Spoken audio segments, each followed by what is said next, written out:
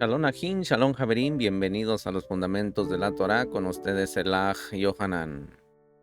Aquí paso a recordarles, mis amados Ajin, mis amados hermanos y hermanas en las naciones, donde quiera que usted se encuentre, por favor, suscríbase, active la campanita, dele me gusta y sobre todo, comparta este material con sus seres queridos. Mis amados hermanos y hermanas, hoy estamos en otra porción más de la Kadosh Torah. En esta ocasión toca la porción Jucat, se titula Regulación. Y esta porción, mis amados Ajín, está en Bemidbar, Números, capítulo 19, verso 1, hasta el capítulo 22, verso 1. La Parashá Jucat, la ley de. Esta porción, mis Ajín, comienza describiendo el proceso de quemar la vaca roja, la parad adumá, y usar sus cenizas para la purificación. También narra las historias de las muertes de Miriam, de Aharón. También habla del golpe de Moshe a una roca para hacer brotar agua, una plaga de serpientes venenosas y las batallas contra los reyes Emorín, Sijón y Og. En el Taná, Misajín, la falta de agua es una queja frecuente del pueblo de Israel en el desierto.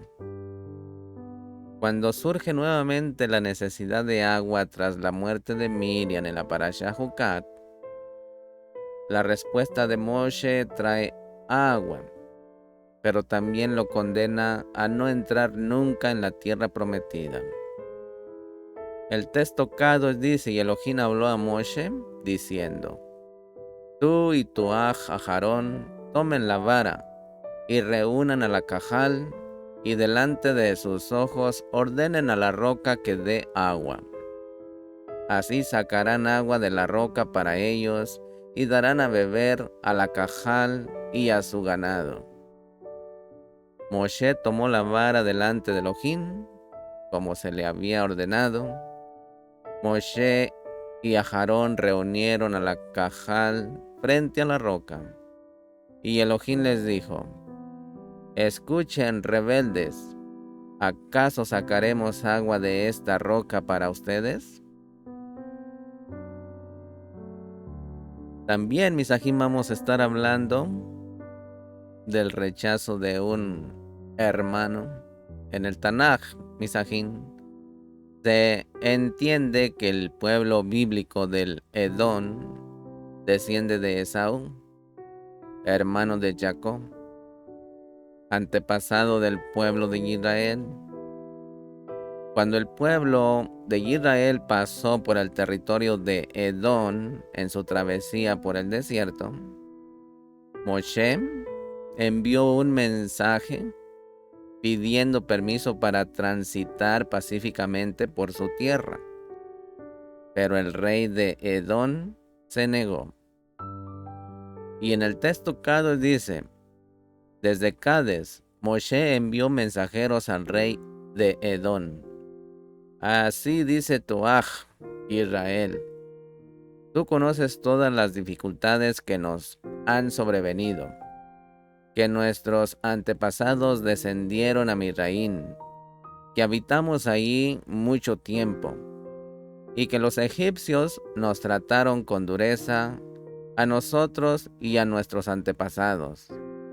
Clamamos a Elohim, quien, al escuchar nuestra súplica, envió un mensajero que nos liberó de Misraín. Ahora estamos en Cades, la ciudad fronteriza de tu territorio. Permítenos, pues, cruzar tu país. No pasaremos por campos ni viñedos, ni beberemos agua de pozos. Esto está en Números capítulo 20, verso 14 al 21. Y también en esta porción, Misajín, hablamos de la serpiente.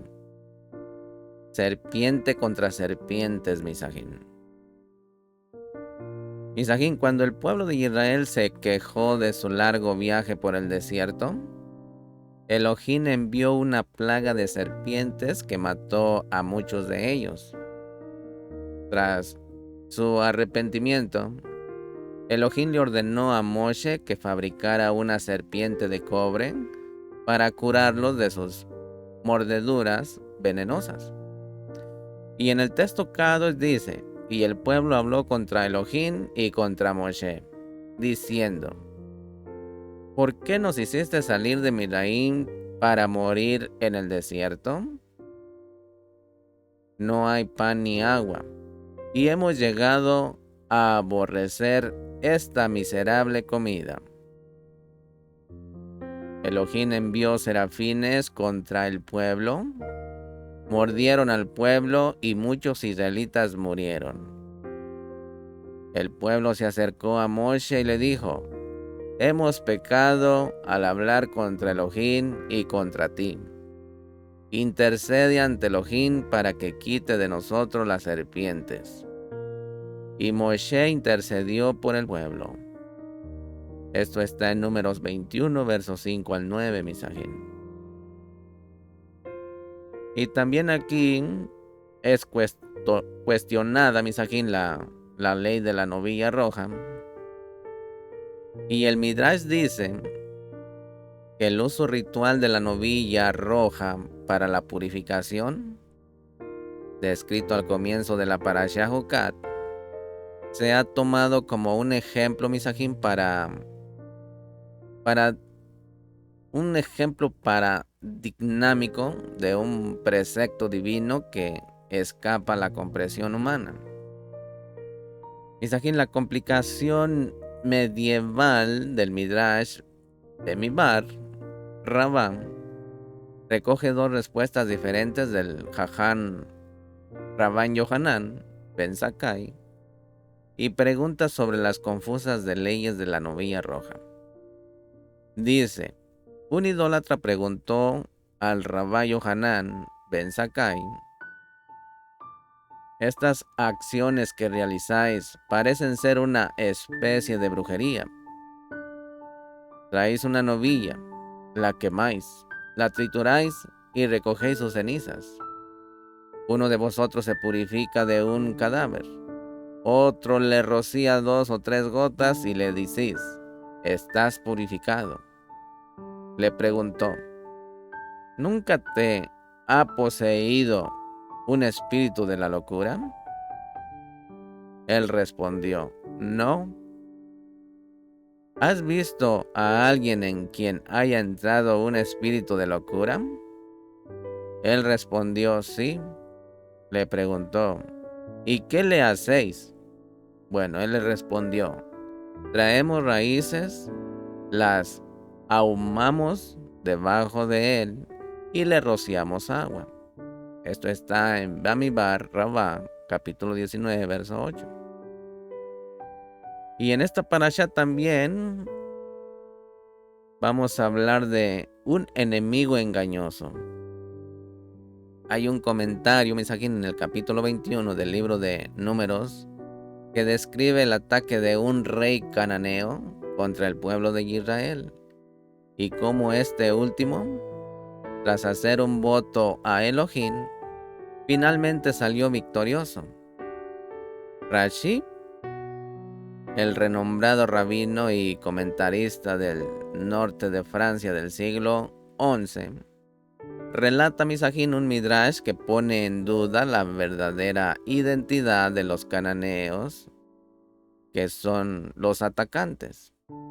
Y dice: Israel, el habitante del país del sur, este era Amalek. Como está escrito en Números 13:29, Amalek era el habitante del país del sur.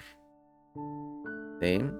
Pero cambió deliberadamente su forma de hablar, adoptando la lengua cananea, para engañar a Israel, y que éste orara al Kadosh, bendito sea, pidiéndole que entregara a los cananeos en su poder, cuando en realidad no eran cananeos. Y su oración sería ineficaz contra los amalequitas.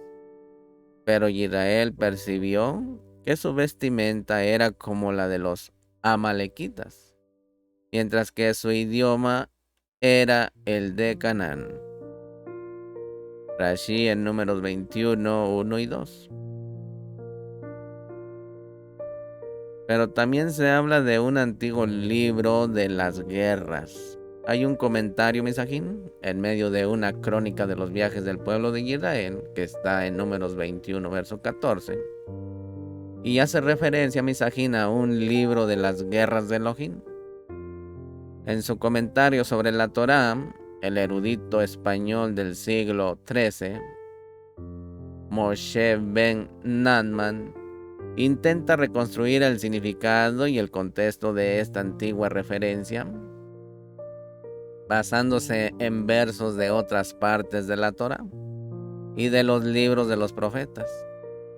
Y dice en Rambán sobre Números 21, 14:1, dice: el significado simple de la expresión en el libro de las guerras de el Todopoderoso es que hubo hombres jajamín, hombres sabios, en aquellas generaciones que solían escribir la historia de las grandes guerras, pues tal era la costumbre en todas las generaciones. A estos autores se les llamaba moshlim, que quiere decir los que hablan en parábolas, porque escribían en sus libros con proverbios y figuras retóricas. Y cuando había victorias que consideraban maravillosas, atribuían esas guerras a Elohim, a quien en verdad deben de atribuirse. Y también vamos a hablar el pozo de Miriam y las nubes de Ajarón. En el Talmud Misajín, inmediatamente después de la muerte de Miriam, el pueblo se quejó de la escasez de agua. El Talmud, en el Tratado de Ta'anín, explica, Misajín, la conexión entre estos sucesos, vinculando distintos milagros a cada uno de los tres hermanos, Miriam, Ajarón y Moshe. En la Gemara Misajín Ta'anín 9a, del 9 al 12, dice: la Gemara plantea una objeción de una baraíta. Rabí Yosei, hijo de Rabí Yehudá, dice: tres buenos sustentadores surgieron para el pueblo Yehudí durante el éxodo de Midaín, y son Moshe, Ajarón y Miriam. Y tres buenos dones fueron dados del cielo por medio de ellos. Y estos son el pozo de agua, la columna de nube y el maná. Explica. Bueno, el pozo fue dado al pueblo de Israel por mérito de Miriam, la columna de nube por mérito de Ajarón y el maná por mérito de Moshe. Ta'anín 9a, del 9 al 12. También hubo un error, el error de Moshe. Esto es un pensamiento yehudí. Misajín, después de que Moshe golpea la roca para que brote agua, Elohim declara que ni él ni Ajarón entrarán en la tierra prometida. A lo largo de las generaciones, los comentaristas han ofrecido diversas explicaciones sobre cuál fue exactamente la falta de Moshe. Entre ellas la educadora contemporánea, que es Erika Brown, quien extrae una lección sobre el liderazgo de esta historia. Dice: percibimos la sonrisa burlona y el desprecio en la pregunta de Moshe. Escuchen, rebeldes, ¿acaso queremos que saquemos agua de esta roca para ustedes? Como está ahí en Números capítulo 20, verso 10. Misajín, en esa sola palabra, en ese acto de insultar a los Jamorín, rebeldes, Moshe resumió años de frustración contenida. Pero en realidad Misajín fue él quien se rebeló en ese momento, dado que el pueblo se quejaba habitualmente. Su descontento no tenía nada de sorprendente ni inesperado. Misajín, con esa sola palabra, Moshe dejó al descubierto sus sentimientos hacia sus seguidores. Había cambiado hasta tal punto que Elohim ya no creía que Moshe pudiera guiar con éxito a los israelitas a la vida en su nueva tierra. También vamos a hablar de la canción del pozo. Misajín, en el Hasidú, la Parashá Jukah incluye un cántico misterioso entonado por el pueblo de Israel junto a un pozo en el desierto. El rabino Yehudá, un maestro hasídico del siglo XIX, recoge la interpretación simbólica y homilética que su abuelo hizo de la letra de dicho cántico. En Números 21:18, Misajín, el pozo que cavaron los Aboteinu, los jefes, que los nobles del pueblo iniciaron con masas, con sus propios bastones, y desde Midbar hasta Matanaj. El Hidushei Harin explica que el pozo simboliza la Torah oral y que cada persona, Misajín, debe de encontrar en su interior, revelando así la luz oculta de la Torah, es decir, el Sod, el nivel Sod, el nivel secreto, lo más profundo. Misajín, los jefes representan a quienes dominan sus inclinaciones. Los nobles simbolizan a quienes se centran en su generosidad y en sus deseos únicamente en Hashem, permitiéndoles descubrir la luz oculta en todas partes. Las masas representan el estatuto, el poder divino en todo, Misajín.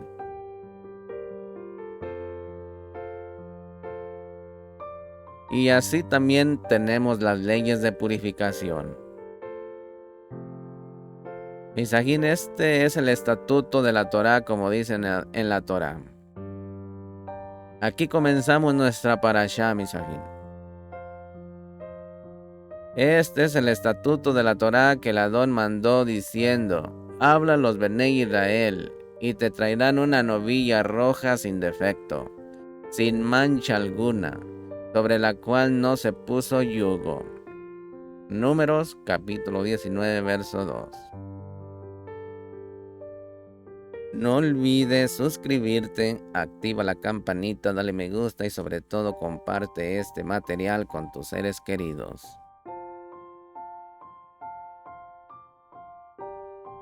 Misajín, este es el estatuto de... Eso es lo que dice el verso. ¿Quién puede engendrar lo puro de lo impuro, Misajín? ¿No es acaso él el único? Como está en Job, capítulo 14, verso 4. Así también como Abraham vino de su padre Teraj, Ezequías de Asaj y Yehoshua de Amón, Mardoqueo de Simí y Israel de los idólatras. El mundo venidero de este mundo, Misajín. Esto está en Bamidbar Rabbah, capítulo 19, verso 1. Esta es la ordenanza de la ley, o la Torah, porque Satanás y las naciones del mundo se burlan de Israel, diciendo: ¿qué es este mandamiento y qué razón hay para él? Por esta razón, Misajín, la escritura escribe y usa el término al respecto, lo que implica que es una ley de delante de mí. No tenéis derecho a criticarla. Esto lo puede mirar en Yomá 67b, en Midrash Tanjumá, en la Parashá Jukah, verso 7. Misajín Rashi sobre Números 19, versos 2 y 1 dice: la Gemara cita otra baraíta relacionada con el chivo expiatorio. Y los sabios enseñaron con respecto al verso: cumpliréis mis estatutos, mis preceptos. ¿Sí? Y guardaréis mis estatutos para seguirlos. Yo soy Yud Hei Ba Hei, vuestro Elohim. Vaikra 18:4. Que la frase Misajín, mis preceptos, se refiere a asuntos que, incluso si no hubieran sido escritos, habría sido lógico que lo fueran. Y se trata de las prohibiciones contra la idolatría, las relaciones sexuales prohibidas y el derramamiento de sangre, el robo y la bendición de Elohim. Un eufemismo para maldecir el nombre de Elohim. La Mishnah Misajín, al concluir las leyes de la oración en este tratado, la Mishnah plantea varias cuestiones relacionadas con la oración. Esta Mishnah habla de ciertas invocaciones en la fórmula de la oración que justifican el silencio del líder Tikkun Akim, la justificación y el silencio del líder de la oración comunitaria que intenté introducirlas en sus oraciones, ya que su contenido tiende a la herejía. Quien recite en su súplica, así como tu misericordia se extiende a un nido de aves, como nos has mandado despedir a la madre antes de tomar sus polluelos o sus huevos, como están de Devarim 22, 6 y 7, así también extiende tu misericordia a nosotros. Esto está en Brajot 33b, 16 y 17. Estas son: no harás que dos clases de tu ganado se reproduzcan, y así sucesivamente. Y las demás ordenanzas establecidas en este verso. Pues con el término se entienden aquellos decretos del rey para los que no se da ninguna razón, y los que preceden no se de este carácter. Rashi comenta sobre Vaikra 19:1, que dice: el rabino Eleazar dijo: el modo en que funciona el mundo es que un rey emite un decreto. Si desea cumplirlo, lo cumple, y si no, no. Finalmente hace que otros lo cumplan. Pero el Kadosh, bendito sea, no es así, sino que emite un decreto y lo cumple primero. Eso es lo que está escrito: te levantarás ante los ancianos, mostrarás respeto a los ancianos y temerás a tu Elohim. Yo soy el Adón, tu Elohim. Vaikra 19:32. Y dice: fui yo quien cumplió primero el precepto de presentarse ante los ancianos, si seguís mis estatutos. En Vaikra Rabá 35, verso 3 al 6.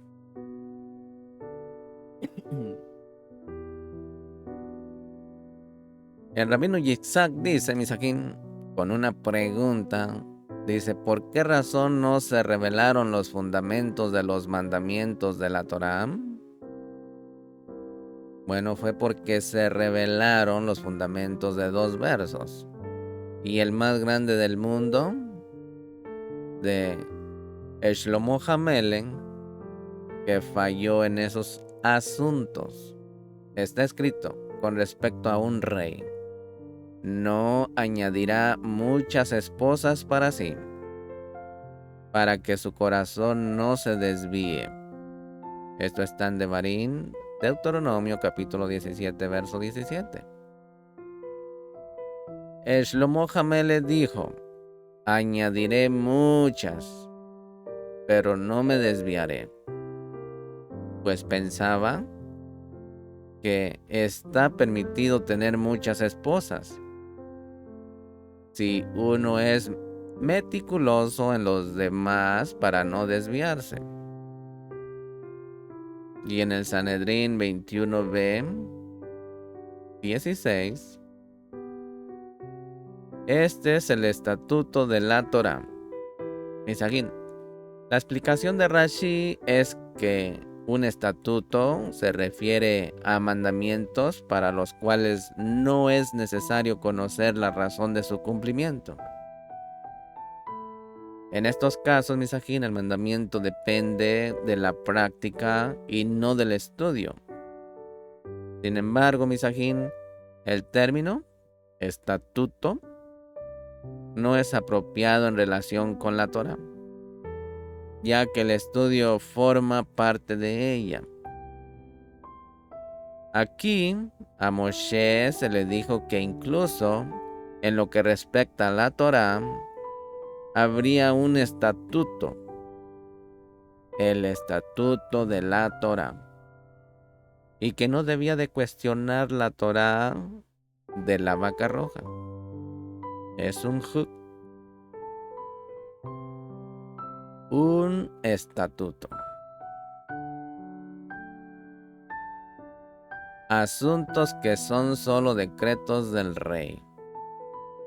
Decretos de Elohim impuestos por él como rey sobre nosotros, sus súbditos, y que parecen no tener razón, y ante los cuales, Misajín, la inclinación maligna objecta diciendo: ¿qué sentido tiene prohibir estas cosas?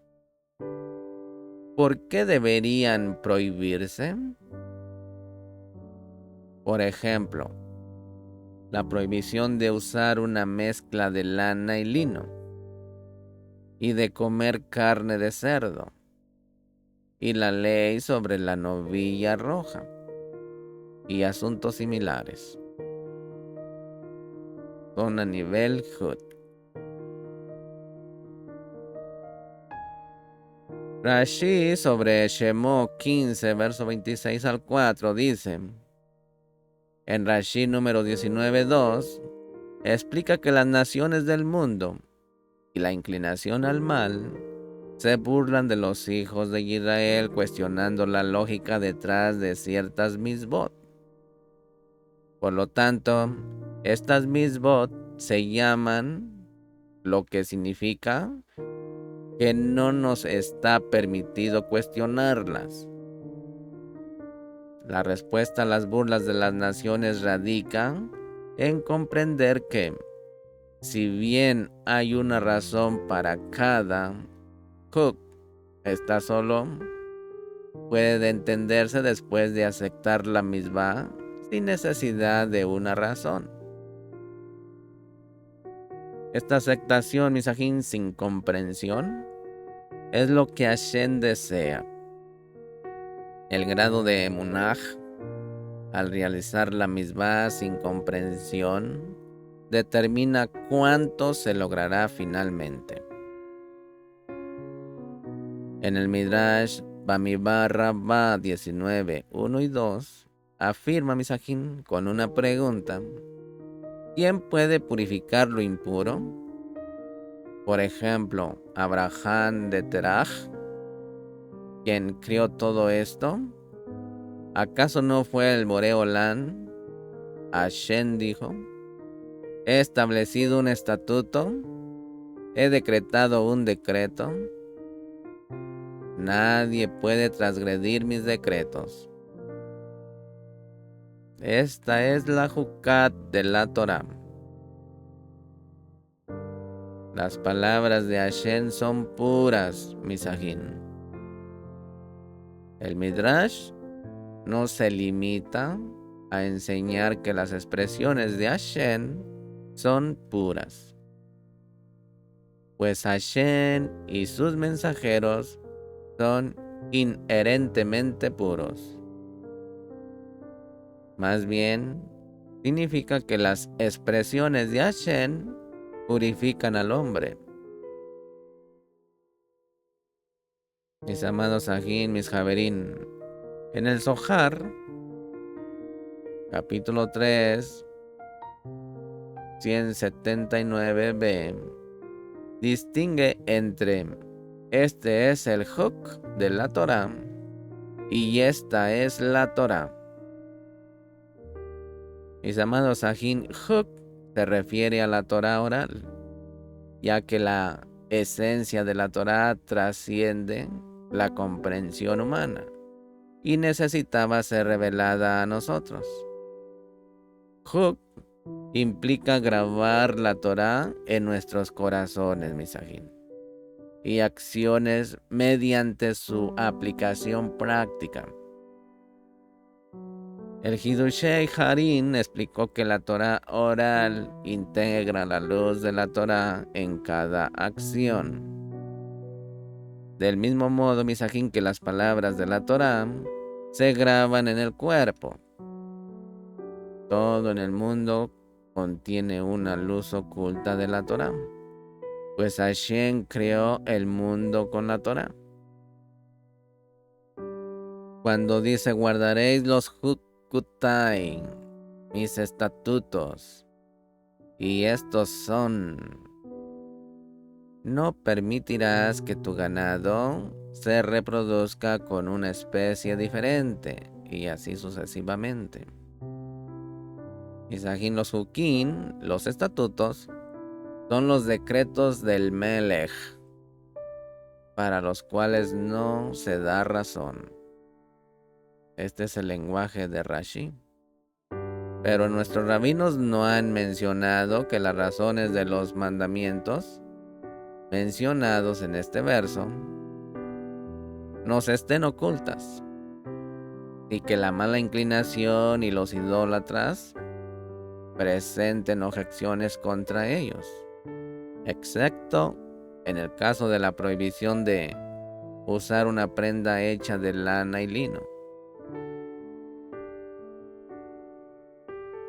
Rambán sobre Vayikra 19:1 dice: quien diga en sus oraciones de súplica que aquel que tuvo misericordia de un nido de pájaros, prohibiendo llevarse a la madre junto con los polluelos, o sacrificar un animal y su cría al mismo día, tenga también misericordia de nosotros, o haga otras declaraciones similares, debe de callarse, porque estas mismo son decretos de Elohim y no expresiones de misericordia.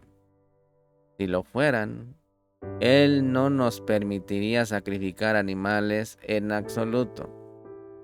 Asimismo, una persona no debe de profusamente mencionar objetivos que describen a Elohim y decir: el Elohim grande, el poderoso, el imponente, el fuerte, el valiente y el poderoso.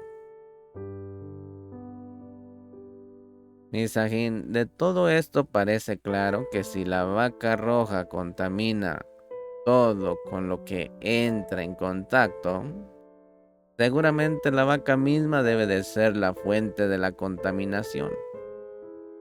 Todo el asunto parece desafiar nuestra forma habitual de razonamiento. Por lo tanto, Misajín, el uso de las palabras "este es el estatuto de la Torah" al comienzo de este párrafo sirve, Misajín, para recordarnos que no podemos emplear la lógica si queremos comprender el significado de este mandamiento. Por eso nuestros jajamín citan al más jaján de los hombres, a Shlomo Hamelech, quien admitió que la comprensión de esta misma, o más bien su funcionamiento, sus preceptos halágicos, un estatuto de la Torá. Mis aquí los diversos comentaristas entienden la palabra como estatuto, decreto real. En otras palabras, una ley que desafía la comprensión del sujeto al que se aplica. Quienes deben de obedecerla se preguntan constantemente por qué tienen que hacerlo. Los detalles de la legislación sobre la vaca roja, misajín, no solo carecen de lógica, sino que parecen desafiarla, ya que el contacto con dicha vaca contamina a los ritualmente puros mientras purifica a los ritualmente impuros. La verdad, misajín, es que la vaca roja es uno de los estatutos que desafían nuestra comprensión. ¿Por qué la Torá necesitaba esta introducción, misajín? Eliyahu lo explica adecuadamente. Hay numerosas ocasiones en la Torá donde se usa tal introducción. Por ejemplo, en Shemot 12:43, aunque la ley no es del tipo, es un decreto que yo he decretado, dice el Boreolán. Dado que se han explicado las razones de esta legislación, la expresión de la Torá aquí es única, ya que tenemos tanto la expresión como sin duda una de estas palabras es innecesaria. El rabino Yehoshua dijo en nombre del rabino Leví: hay 4 asuntos que la inclinación al mal deplora. Según lo que está escrito, el respeto. Según lo que está escrito al respecto, la esposa del hermano, la mezcla de especies y el chivo expiatorio y la vaca roja. La esposa del hermano, como está escrito, no descubrirás la desnudez de la mujer de tu aj. Vaikra 18:16. Pero sin hijos, tu cuñado se unirá a ella. Deuteronomio 25:5. Y está escrito acerca de la desnudez de la mujer del hermano: observarás todos mis estatutos. Vaikra 20, verso 22. Misajín, la mayoría de los mandamientos se basan en la razón o en la tradición o tradiciones que deben de simbolizarse. Así que el autor denomina a los primeros y a los segundos. Un ejemplo del primero es el mandamiento del honrar al padre y a la madre, mientras que el mandamiento de descansar el séptimo día, Shabbat, es un ejemplo del segundo. ¿Se da cuenta? Es la observancia del Shabbat. Es una forma simbólica de reconocer que Elohim descansó ese día cuando creó el universo. Observamos ciertas muadín, festividades como conmemoraciones de los milagros que el pueblo de Israel experimentó en esas fechas.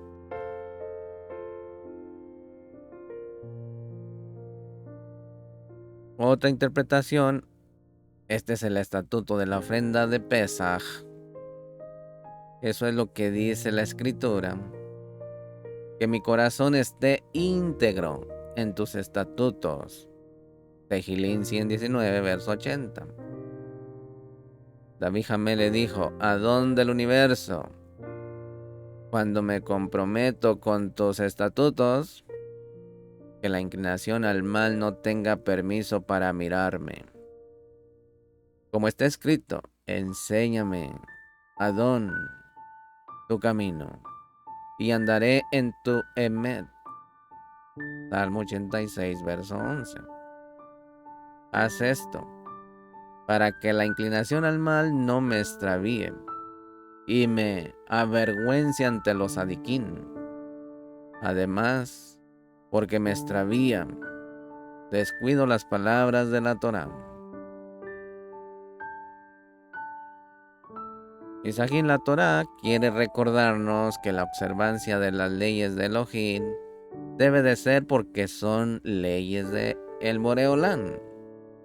Es decir, Misajín, no debemos de añadir ni quitar detalles de estas leyes creyendo erróneamente que las mejoraríamos con nuestras adicciones o sustracciones, dado que Elohim mismo es sin duda perfecto. ¿Cómo podría su legislación ser menos que perfecta? De ninguna manera, Misajín. La segunda parte abarca aquellas cosas que Elohim desea. Estas provisiones de su voluntad y demuestran que Elohim tiene voluntad. Se les conoce como estatutos y comprenden todos aquellos mandamientos cuya razón se desconoce, como la prohibición de la carne de cerdo, o de usar prendas de lana y lino mezcladas, o de sembrar diversas semillas, o el mandamiento sobre la novilla roja. Estos son preceptos a nivel Hud, que son decretos reales, que vienen directamente del Melech, cosas que Elohim quiso después de haberlas ordenado. ¿Sí? Así que meditemos en eso, mis amados ajín.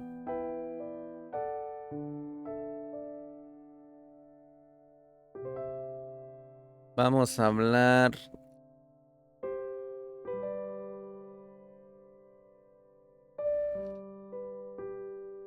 de otro tema que viene aquí en esta porción de la Parashá Hukat.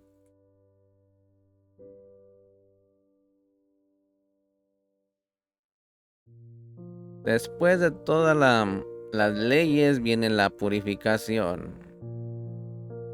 Y para eso se habla de la Midbe.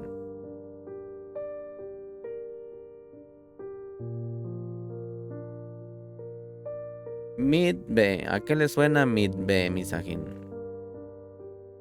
La Midbe es una piscina, literalmente una reunión de agua de una fuente natural.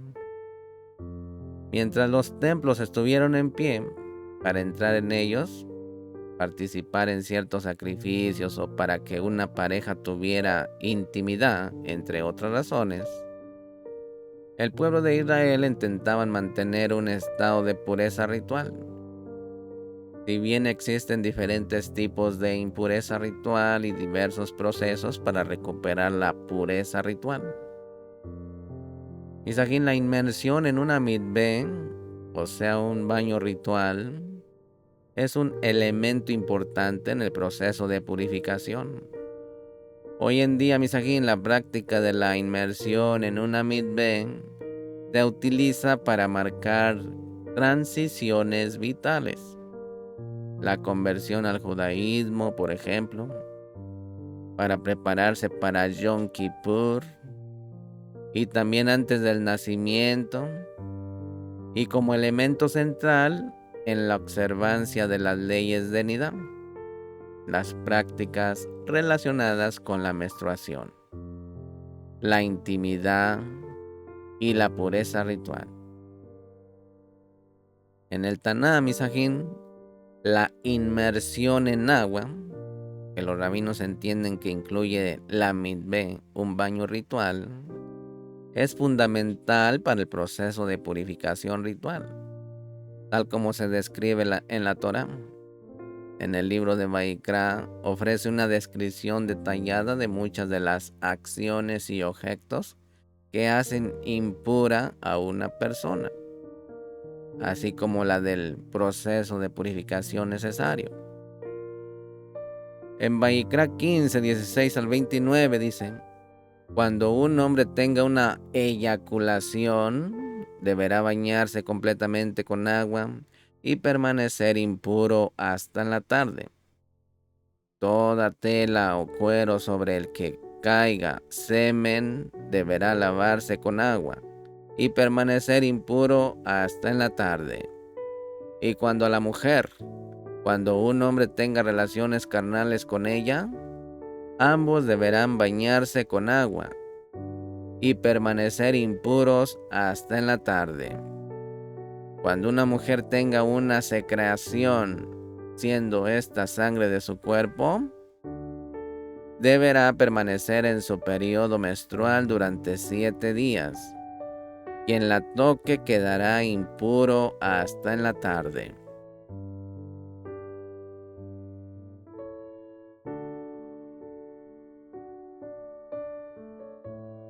Purificación del pecado.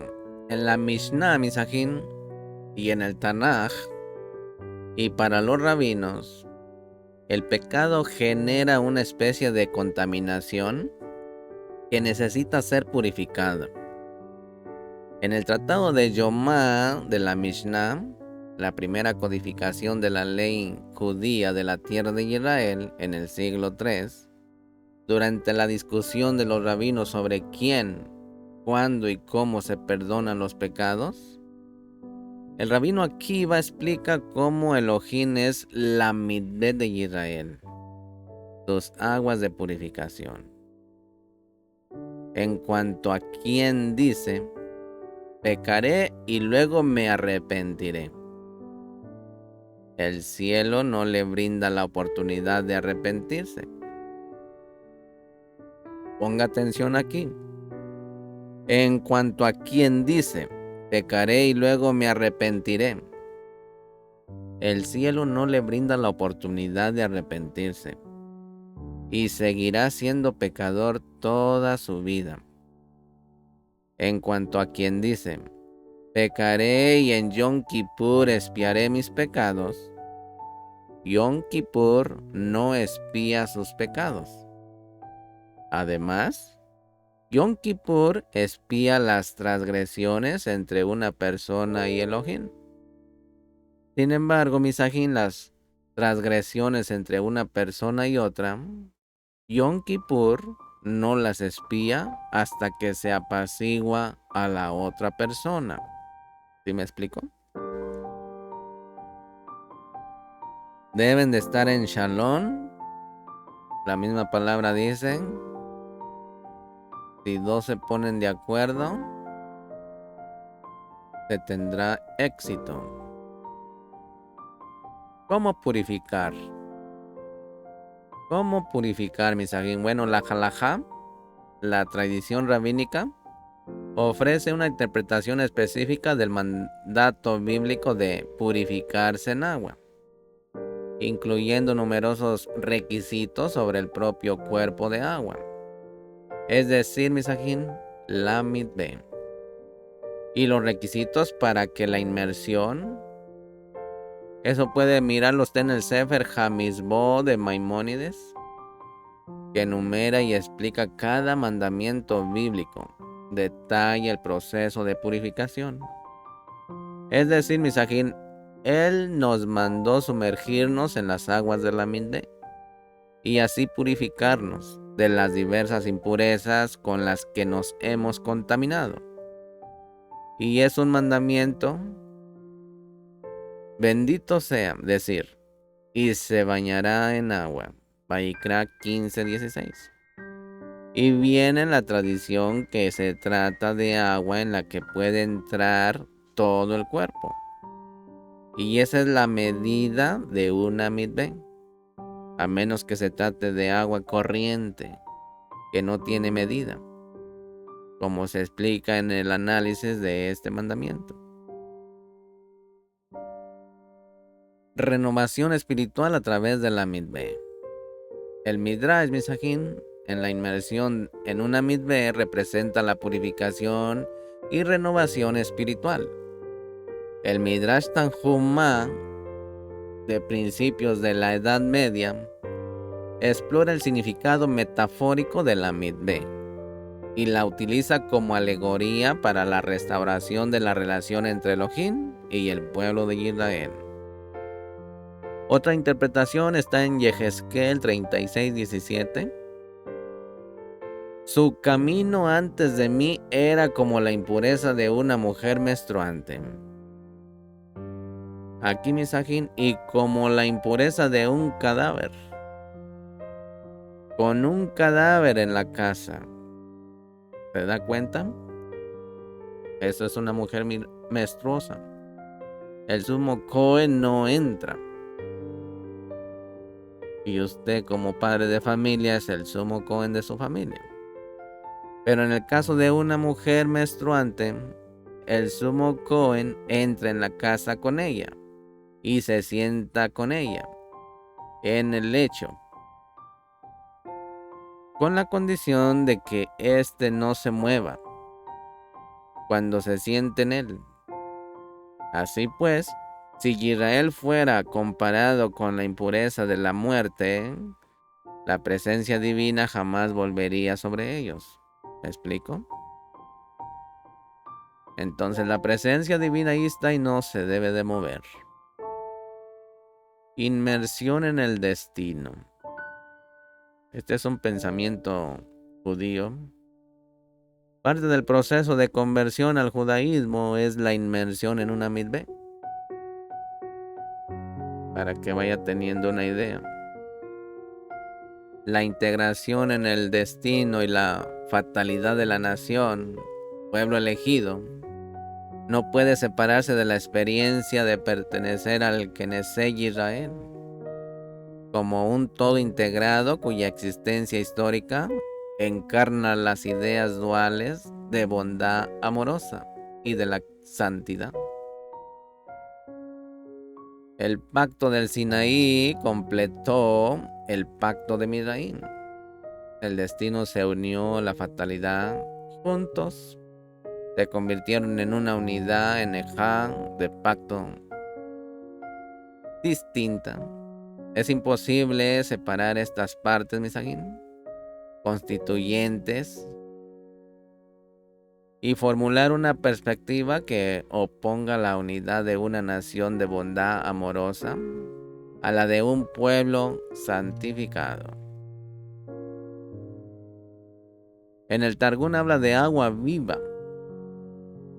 Solo determinadas fuentes de agua cumplen con los requisitos halágicos para una mitzvah que purifique ritualmente a una persona. El Targum, Jonathan, una antigua traducción aramea de la Torá, traduce el término de la Torá y utiliza para referirse a dicha agua. Y a Aarón y sus 2 hijos lo llevarás cerca de la puerta del Mishkan del testimonio y los lavarás con 4 medidas de agua viva. Y Elohim como purificador de Israel, Elohim purificador de Israel, en el Hasidú, Misajín, en el antiguo sabio rabínico Rabí Akiva compara la relación de Elohim con Israel con la purificación de las aguas de una mitzvah.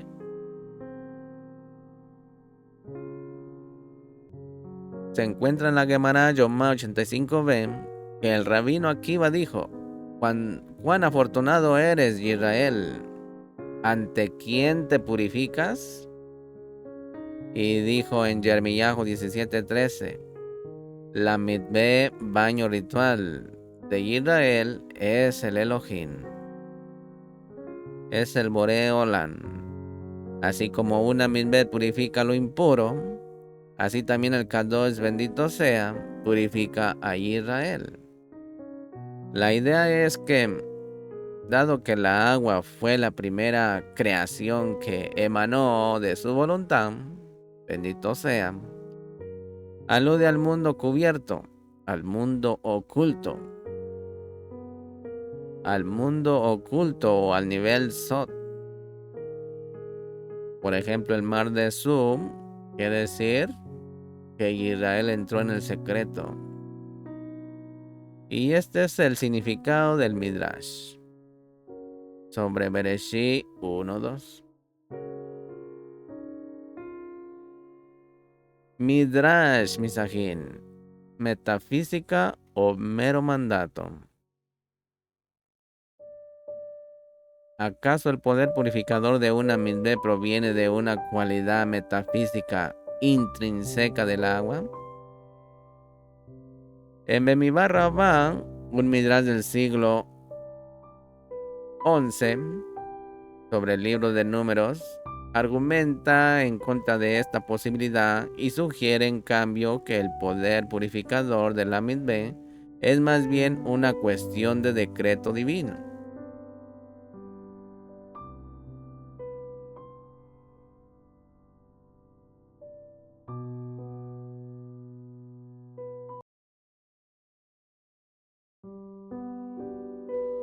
Un idólatra preguntó a Rabbi Yohanan ben Zakkai: estas acciones que realizáis parecen ser una especie de brujería. Traéis una novilla, la quemáis, la trituráis y recoge sus cenizas. Uno de vosotros se purifica de un cadáver, otro le rocía 2 o 3 gotas y decís: estás purificado.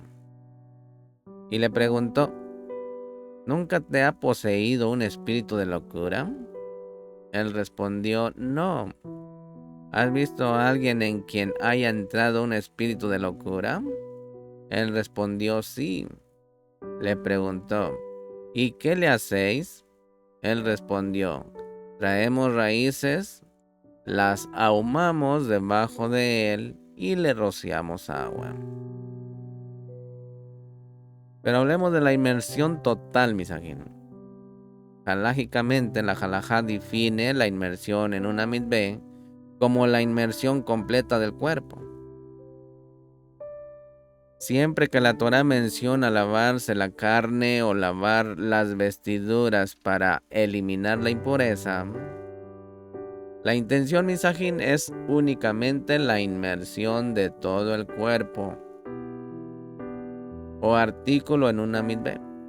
La frase de Vayikra 15:11, y no se lavó las manos con agua, también se refiere a la inmersión de todo el cuerpo. Esto también se aplica, misajín, a otras personas impuras. Si alguien se sumerge completamente, con excepción de las puntas del dedo meñique, sigue siendo ritualmente impuro. Entonces, en la inmersión tiene que ser todo el cuerpo. Aunque todos estos asuntos tienen su origen en la tradición oral, Vayikra 11:35 afirma: entrará en el agua.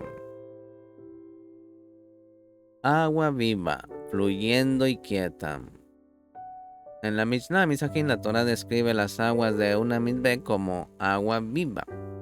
Y la tradición halájica proporciona definiciones específicas de las fuentes de agua válidas para la purificación ritual. La Mishnah, la primera codificación de la ley judía, que data al principio del siglo III en la tierra de Israel, describe, misajín, las diferentes fuentes del agua que pueden utilizarse como una midvé. Superiores a ellas son las aguas purificadoras, que pueden purificar incluso fluyendo por el suelo. Estos son los manantiales. Superiores a ellas son las aguas vivas, pues en ellas se permite la inmersión para los sabín y la aspersión para los mexoraín, y son válidas para la preparación de las aguas hatá. Entonces ya va teniendo una idea sobre la midvé.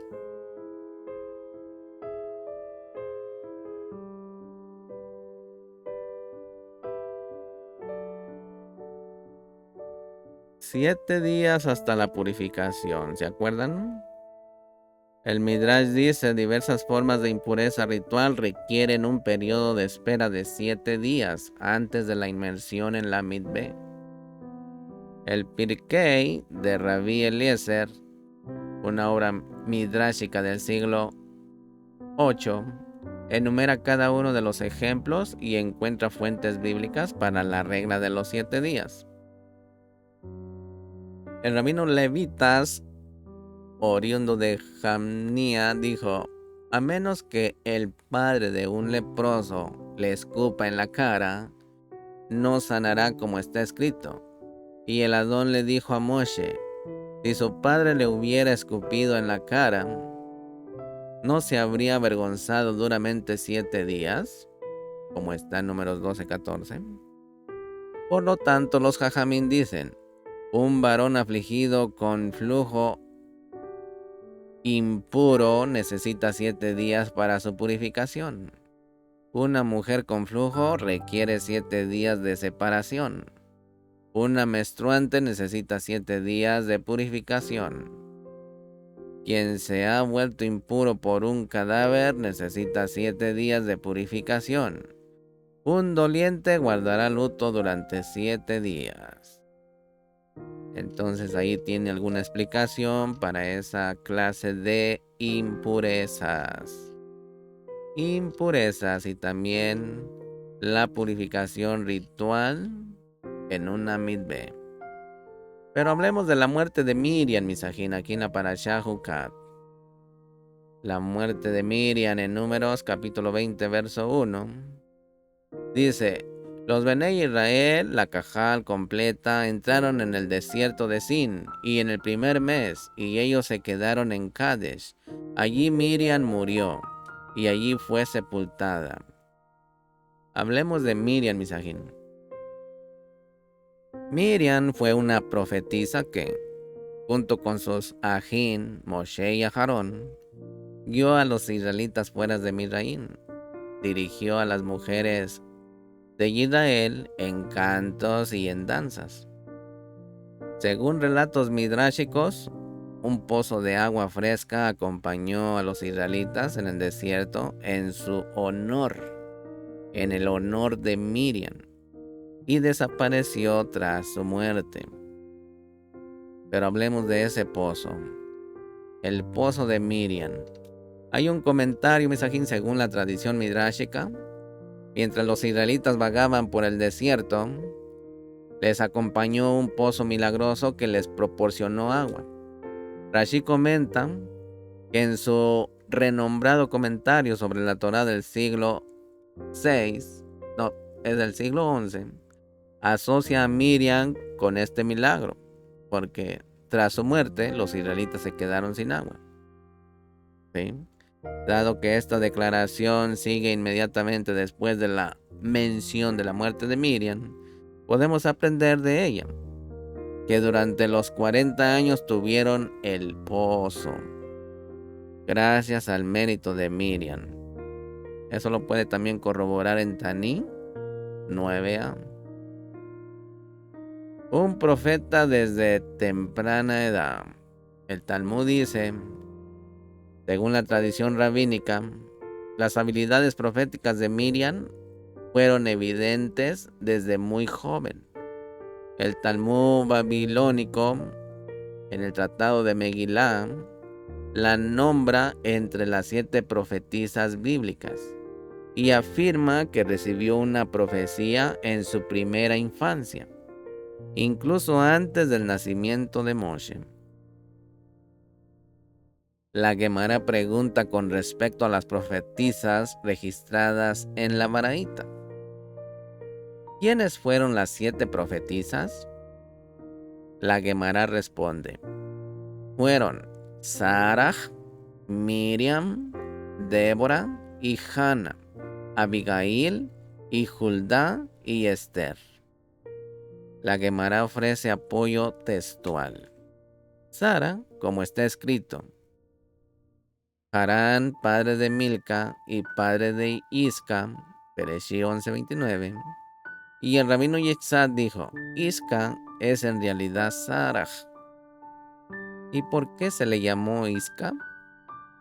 porque vio Sakta por medio de la inspiración divina, como está escrito. En todo lo que Sara te ha dicho, escucha su voz. Bereshit 21:12. El profeta ignorado. Esto es un pensamiento judío. Imagina, aunque Miriam ayudó a guiar a los israelitas durante décadas en el desierto, su muerte recibe relativamente poca atención en la narrativa bíblica. En su libro de liderazgo en el desierto, la doctora Erica Brown ofrece una interpretación del silencio de la Torá con respecto a Miriam. Y dice, si aplicamos la lectura literal o literaria de las muertes bíblicas, es decir, que a menudo reflejan las cualidades de una vida, entonces es más fácil desentrañar el misterio de sus muertes. La historia de Miriam arroja luz sobre sus fallecimientos. Cada mención bíblica de su nombre aparece incompleta. Solo se le asigna un verso en su introducción, en Shemot 2:4, donde no tiene nombre, solo una relación con su hermano menor. Y su hermana se quedó de lejos. Su conversación con la hija del faraón fue igualmente breve, lo que podría considerarse el punto culminante de su liderazgo.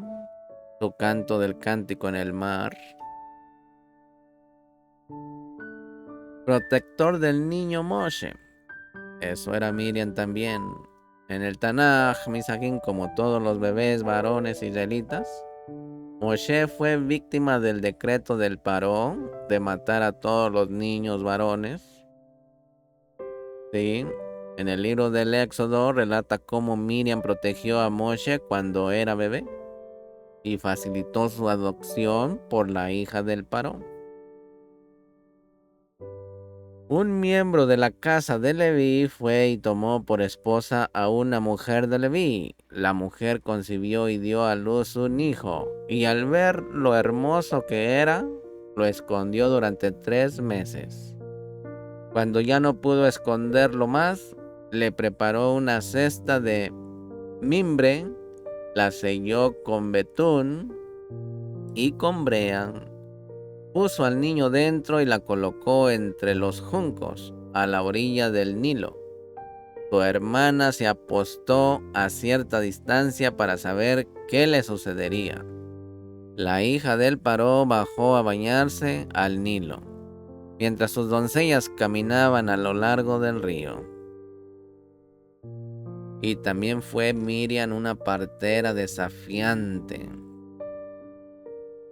La baraíta continúa con respecto a Púa, a quienes se hace referencia en el verso, que en realidad se trata de una referencia a Miriam. ¿Y por qué se le llamaba Púa? Bueno, porque emitía un sonido reconfortable, Púa, al sacar al niño del vientre de la madre.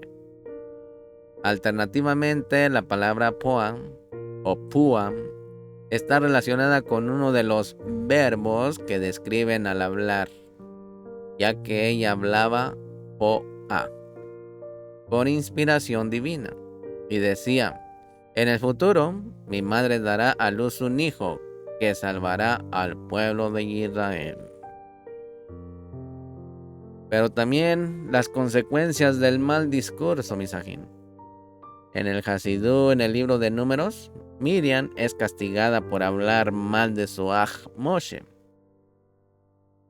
El rabino Jaín, en su obra hasídica de principio del siglo XIX, Ber Mayin Jaín, se pregunta cómo Miriam, una profetisa Tzadeken, pudo haber cometido un pecado tan grave, y establece conexiones entre sus acciones y el episodio que sigue en la narración del Tanaj.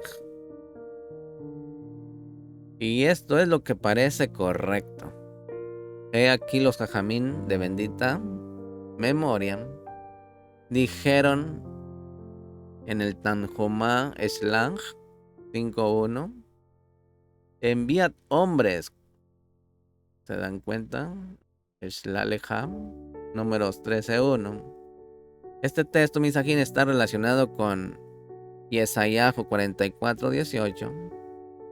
No saben ni entienden por qué tienen los ojos cerrados de tal manera que no pueden ver. ¿Qué vio él para decir, envía hombres? Después del episodio de Miriam. ¿Se da cuenta? Simplemente el Kadosh bendito sea previó que vendrían y proferirían palabras malvadas contra la tierra de Israel. El Kadosh Baruj Hu había dicho que no podrían decir, ¿sí?, nada malo de la tierra.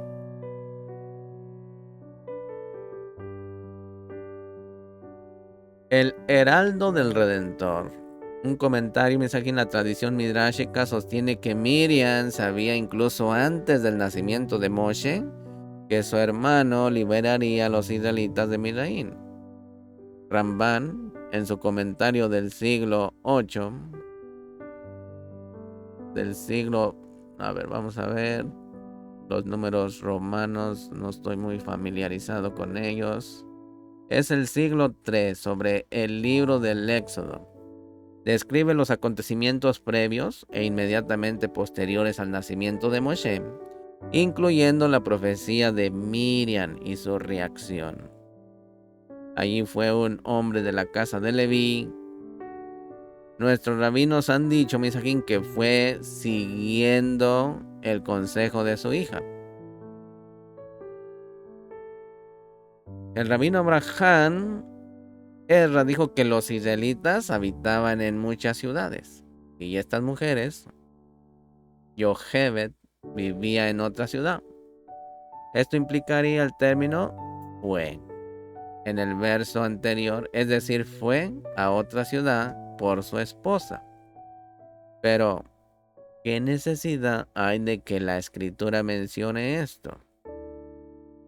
En mi opinión, misajín, la escritura usa el término fue porque este hombre no hizo caso al decreto del paró y tomó por esposa a una mujer para tener hijos.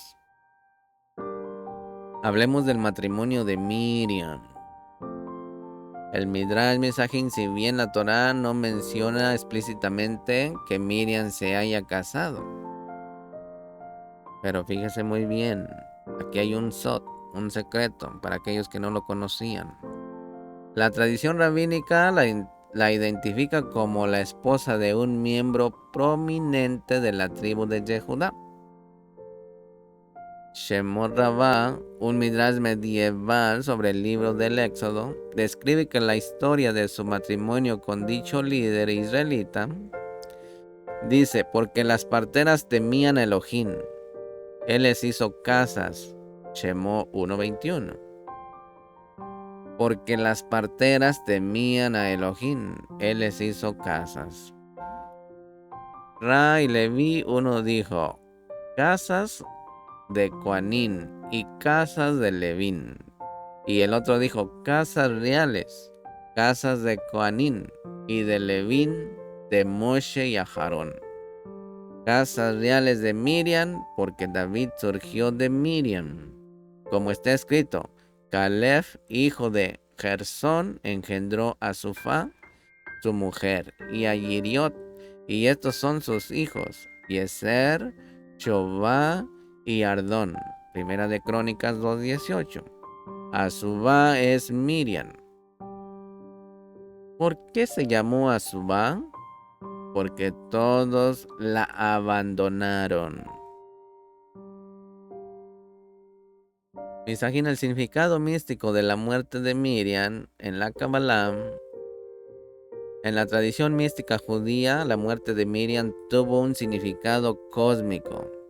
El Zohar, obra fundamental del misticismo judío, describe cómo la muerte de Miriam afectó tanto al plano espiritual como al físico. Y los hijos de Israel, toda la Cajal, llegaron al desierto de Sin. Aquí Misajín Rabí Yehudá dijo: ¿por qué la sección de la novilla roja va seguida inmediatamente de la declaración de la muerte de Miriam? Bueno, es para mostrar que así como se ejecutó juicio sobre esta novilla para purificar a los impuros, así también se ejecutó juicio sobre Miriam para purificar al mundo. Cuando Miriam partió, el pozo que acompañaba a Israel en el desierto también se secó. Por lo tanto, no había agua para la Cajal, porque el pozo se había secado tanto arriba como abajo. Zohar Juká 6, 35 al 39. Las consecuencias cósmicas de la canción de Miriam. Misajín Miriam dirigió a las mujeres israelitas en un canto después de que cruzaron el Mar Rojo, o el Yansú. El rabino Yesai atribuyó un significado místico al canto de las mujeres. Dice: esta es también la razón más profunda por la que la justa Miriam y sus compañeras tomaron tambores y sus címbalos. La palabra tambor está mal escrita, sin la letra ba. Esto alude a la subyugación de, cuyo nombre tiene el mismo valor numérico que 480. Hemos leído sobre estas fuerzas destructivas en la página. El hecho de que las mujeres tomaran los címbalos alude a sus esfuerzos por neutralizar las fuerzas bajo el mandato de, no queremos decir el nombre. Era muy apropiado que las mujeres Adequín fueran los instrumentos mediante los cuales las dos rameras y sus subordinadas fueran. En el Tanaj, liderando a las mujeres en el canto y la danza, si bien Miriam, al igual que sus hermanos Moshe y Aarón, también fue una profetisa y una líder del pueblo de Israel. Su liderazgo fue particularmente importante para las mujeres. Que dice: entonces Miriam, la profetisa, hermana de Aarón, tomó un tambor de mano, un pandero, y todas las mujeres salieron tras ella, danzando con tambores de mano. Y Miriam cantaba para ellas: cantad a Elohim, que ha triunfado esplendorosamente. El caballo y el jinete han sido arrojados al mar. Hermana de Moshe y Aarón. Misajín Miriam es hermana de Moshe y Aarón, quienes desempeñan papeles de liderazgo en la historia del Éxodo. En el Éxodo de Mizraim, el nombre de la esposa de Amram era Jochebed, hija de Leví, que nació de Leví en Mizraim. Ella le dio a luz a Aarón, a Moshe y a su hermana Miriam. Eso está en Números 26:59. Pero hablemos de las aguas de Meriba, Misajín. Las aguas de Meriba está en Números capítulo 20, verso 2, hasta el mismo capítulo, verso 20. Capítulo 20, verso 9, perdón. Meriba, Misajín, Meriba es un lugar mencionado en los libros del Éxodo y de Números. En un relato del Éxodo, los israelitas se quejan de la escasez de agua. Elohim le ordena a Moshe que golpee una roca. Moshe lo hace y brota agua. El lugar se llama entonces Masá y Meriba. Masá y Meriba, en conmemoración del suceso. En un relato similar descrito en Números, Elohim le ordena a Moshe que tome su vara y hable con una roca después de que los israelitas se quejen de la escasez de agua. Y Moshe golpea la roca 2 veces y brota agua. Entonces Elohim le dice a Moshe y a Aarón que no entrarán en Israel, y se refiere al agua como agua de Meriba. La lección crucial de Meriba. En el Tanaj, Misajín, el hecho de que Moshe y Aarón no siguieran la orden exacta de Elohim en Meriba provocó que fueran excluidos de guiar a los israelitas a la tierra prometida. La Torá relata cómo Moshe, en lugar de hablarle a la roca, como se le había indicado, la golpeó 2 veces, lo que resultó en la reprensión de Elohim, que le dijo: tú y tu hija Aarón tomen la vara y reúnan a la comunidad de Israel, y delante de ellos ordenen a la roca que dé agua. Así sacarán agua de la roca para ellos y darán de beber a la cajal y a su ganado. Moshe tomó la vara de delante de Elohim, como se le había ordenado. Moshe y Aarón reunieron a la cajal frente a la roca y les dijo: escuchen, rebeldes, ¿acaso sacaremos agua de esta roca para ustedes? Entonces Moshe alzó la mano y golpeó la roca 2 veces con su vara. El error en Meriba. Misajín, esta novedosa interpretación sugiere que el error de Moshe y Aarón en las aguas de Meriba no fue un simple desliz, sino un profundo malentendido sobre a quienes debían reunir. Cuando dice: y Moshe y Aarón reunieron la cajal ante la roca, ahora contaremos cómo Moshe se desvió de la palabra de Hashem, porque Hashem le dijo a Moshe: reúne a la Idá, tú y a Aarón, tu hermano. Pero ellos reunieron la cajal. Y ya he explicado anteriormente que hay una diferencia entre Eidá y Cajal. La Eidá se convoca cuando los ancianos del pueblo están al frente. Es entonces cuando se les convoca. Y la Eidá cuando el Sanedrín, que es la esencia, está al frente. Una Cajal se convoca cuando las multitudes de personas se reúnen sin un orden particular o correcto.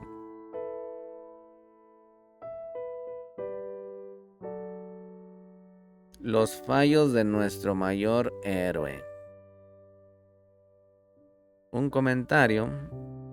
La Torá, Misajín, no rehúye revelar las imperfecciones incluso de sus más grandes héroes, incluido Moshe. Tampoco deberíamos atormentarnos por nuestros errores. Creo que por eso la Torá nos dice que Moshe pecó. ¿De verdad era necesario incluir el episodio del agua? ¿El palo, la piedra y la ira de Moshe? Ocurrió, pero ¿era necesario que la Torá nos lo contara? Pasa por alto 38 de los 40 años en el desierto, en el silencio, y no relata todos los incidentes, solo aquellos que tienen una lección para la posteridad. ¿Por qué no entonces pasar por alto también esto en silencio, Misaín? Preservando así el buen nombre de Moshe. ¿Qué otra literatura religiosa ha sido tan franca sobre las faltas incluso de los más grandes de sus héroes?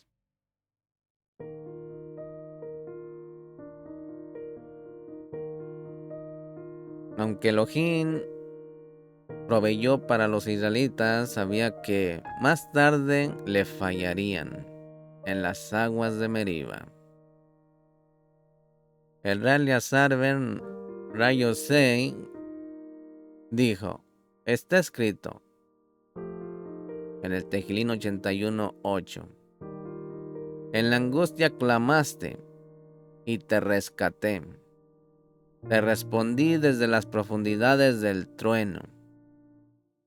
Te probé en las aguas de Meriba.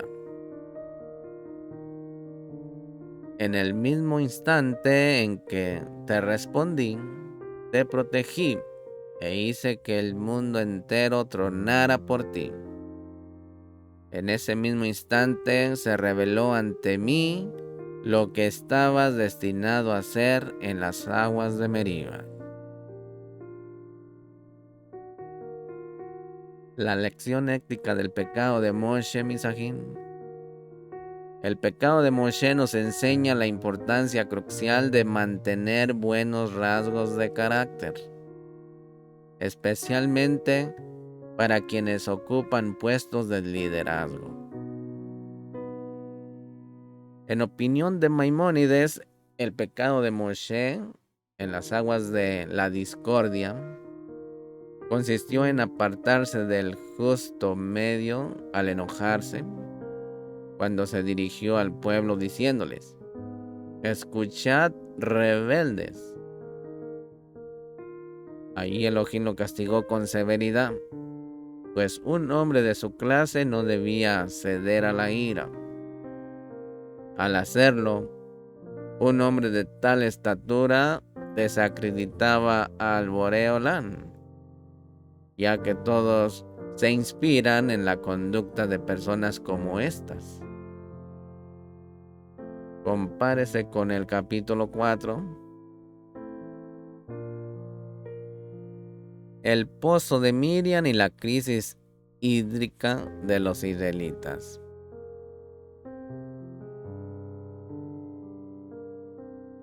Misajín, el mérito de Miriam fue tan significativo que su muerte provocó la pérdida del pozo milagroso que abastecía de agua a los israelitas. Dice: apenas murió Miriam, el pozo también desapareció y comenzó la escasez de agua, para que todo Israel supiera que solo gracias a los méritos de la piadosa profetisa se había librado de la falta de agua durante los 40 años de la marcha. Mientras Moshe y Aarón estaban sumidos en un profundo dolor por la muerte de su hermana, una multitud se reunió para discutir con ellos por la escasez de agua. Moshe, al ver a la multitud que se acercaba desde lejos, le dijo a su a Aarón: ¿qué deseará toda esta multitud? El otro respondió: ¿acaso no son los hijos de Abraham y Isaac?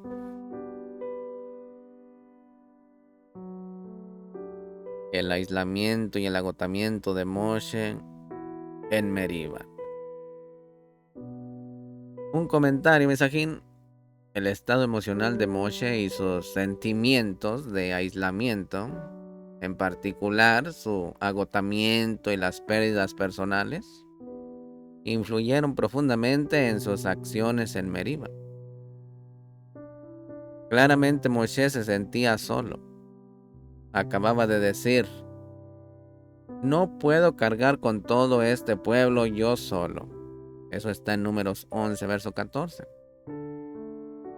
Quizás no fue coincidencia que el agotamiento de Moshe ocurriera inmediatamente después de leer, al final del capítulo anterior, sobre la partida de su suegro Yitro, en el capítulo 10, verso 30.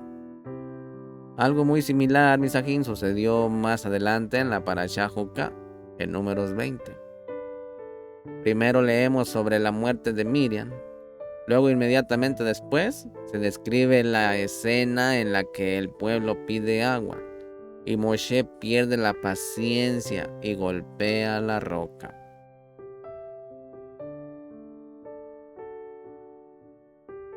El castigo de Aarón y Miriam. El incidente en el que Moshe golpeó la roca plantea la desconcentrante pregunta de por qué Aarón y Miriam también fueron castigados junto con Moshe. Dice, y riñiste con él junto a las aguas de Meriba, Devarim 33:8. Le imputaste falsas acusaciones cuando Moshe dijo, escuchadme rebeldes, en Números 20:10. ¿Qué habían hecho Aarón y Miriam para merecer ser calumniados? ¿Como rebeldes? La lucha de Moshe contra la ira. Un pensamiento judío. Misajín, la lucha de Moshe contra la ira ofrece profundas lecciones sobre liderazgo y aspiraciones personales. Esta reflexión sobre el liderazgo de Moshe durante la travesía de los israelitas por el desierto es particularmente relevante durante los días de reverencia, un periodo de introspección y arrepentimiento. Misajín, la forma en que Moshe manejó estas iras encontradas fue que quizás su contribución más significativa al liderazgo logró negociar una shalom lo suficientemente amplia como para mantener relaciones frágiles durante 40 años. La ira era generalizada y profunda, pero no descarriló la visión de Moshe. Sin embargo, Misajín, sí se obstaculizó su mayor logro personal, su entrada en la tierra de Israel, cuando golpeó la roca en lugar de hablarle y llamó rebeldes al pueblo. Su ira mereció un castigo severo. Pudo ver la tierra, pero no pisarla. Misajín, la ira siempre tiene un precio. Meditemos en eso. El doble significado en Meriba. Un comentario aquí, Misajín. El doble significado de la palabra es morín, que arroja luz sobre la compleja reacción de Moshe ante el desafío del pueblo en Meriba.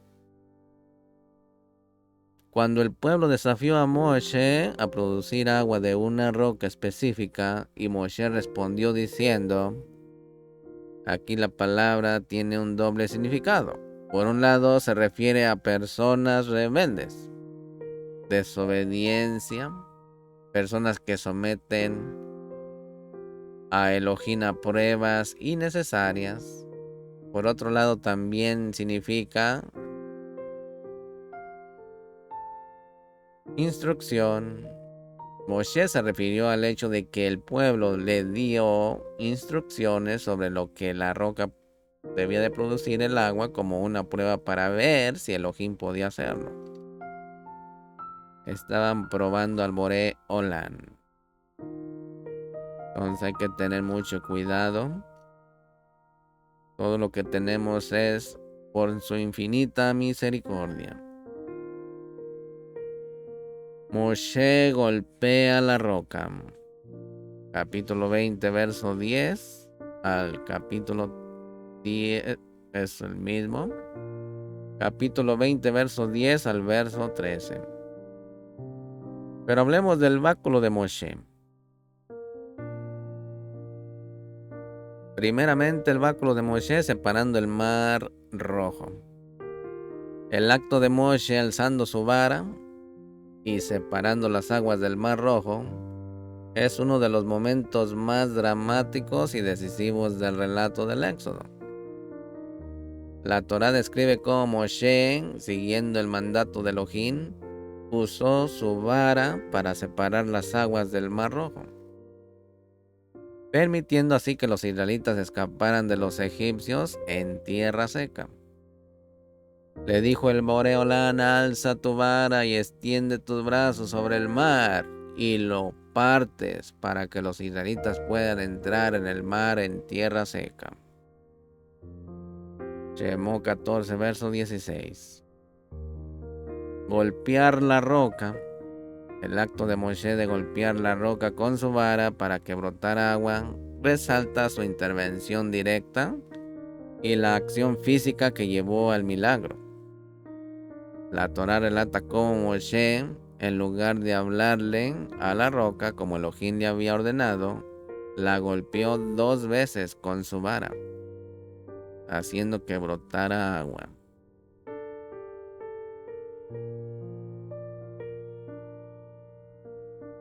Misajín, los grados en el báculo de Moshe. El bastón de Moshe no era una simple vara, sino un poderoso símbolo grabado con las 10 plagas, ¿recuerdan?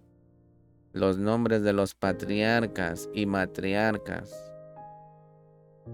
Y el impronunciable nombre del Boreolán. En su comentario sobre la Agadá de Pesaj, el texto rector del Seder de Pesaj. En resumen del traductor, según Hidam, el bastón de Moshe estaba grabado con una abreviatura de las plagas, así con los nombres de los patriarcas y las 6 matriarcas, incluidas también Silpa y Bilha, según el Midrash. También tenía el nombre impronunciable de Yud-Kei Vak-Kei. El Sidá explica que era una señal no solo para los egipcios, sino que también para Moshe y el pueblo de Israel. Y con señales esto se refiere al bastón. Los sabios en Yalkut Shemot explican que el bastón estaba grabado con una mneumecnia de las 10 plagas. De Tzach, Adash, Baach. La creación milagrosa del bastón de Moshe. El bastón de Moshe, símbolo del poder divino, fue predestinado y creado milagrosamente en la víspera del primer Shabbat. El Pirkei Avot, Nisajín, una obra de ética y de sabiduría rabínica antigua de la tierra de Israel, ofrece enseñanzas éticas y máximas de los rabinos. El Pirkei Avot.